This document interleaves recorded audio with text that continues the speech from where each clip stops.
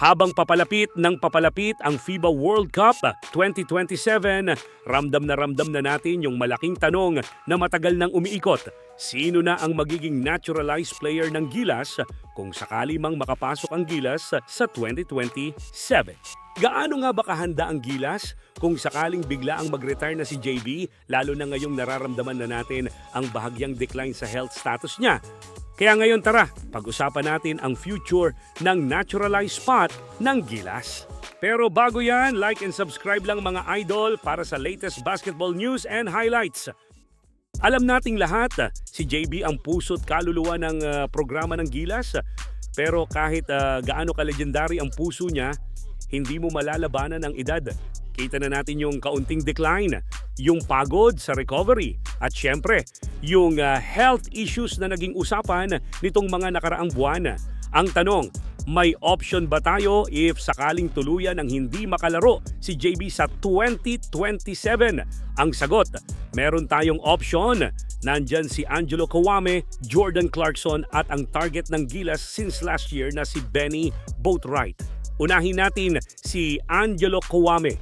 Si Angelo Kawame, pagpasok ng 2027, siya ang pinakabata sa tatlong opsyon ng Gilas. At the age of 29, masasabi natin na nasa peak pa siya ng career niya that time if siya ang kukunin ng Gilas. Pero kaya ba niyang maibigay ang naibigay ni JB? Para sa akin, hindi. Pero kaya niyang magbigay ng panibagong muka sa Gilas.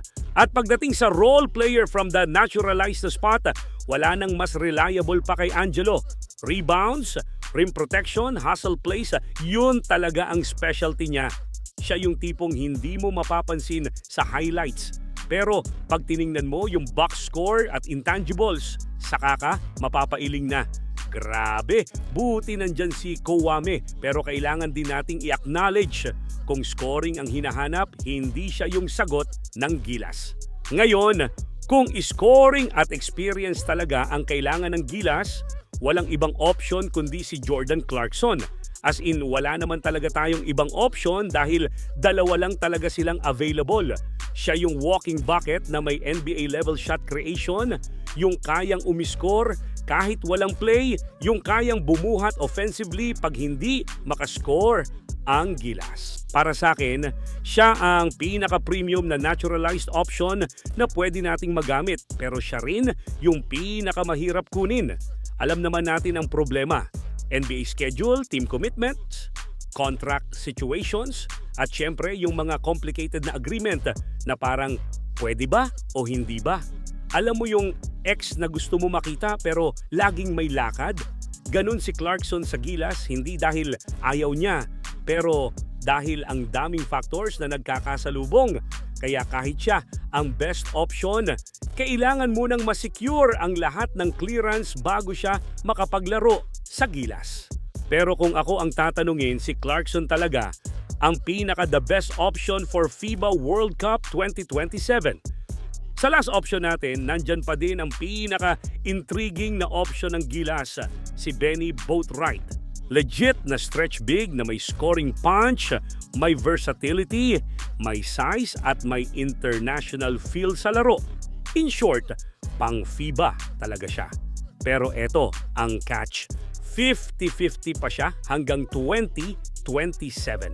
Kasi hinihintay pa natin kung magiging final na ba ang naturalization loan niya sa Kongreso.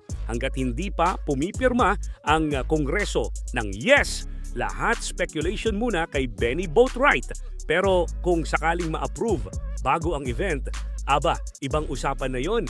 Imagine having a 6'10" scorer na may 3-point range plus defensive length. Ibang monster yon sa international game. Tapos may Kai, QMB at Edu ka pa. Baka mas marami pa tayong tataluning teams kung magkasama-sama sila sa 2027. Pero ngayon, wala pa tayong hawak. Kaya kailangan pa nating maghintay ng mahigit 1 taon sa kaso ni Benny Boatwright. Kaya ayun, habang excited tayo sa bagong window, sana mas maging klaro din ang big picture ng Gilas dahil nasa kanilang tatlo lang ang magiging option ni Coach Tim. Puwera na lang kung kumuha ulit ng bagong naturalized player. Pero dahil sa nagiging delay sa naturalization ng process ng Pilipinas, baka hindi yan ang best option sa national team. Pero kung gusto nating magdala ng bandera sa 2027, kailangan buo na ang sagot sa tanong na to, sino ang susunod na naturalized face ng Gilas Pilipinas?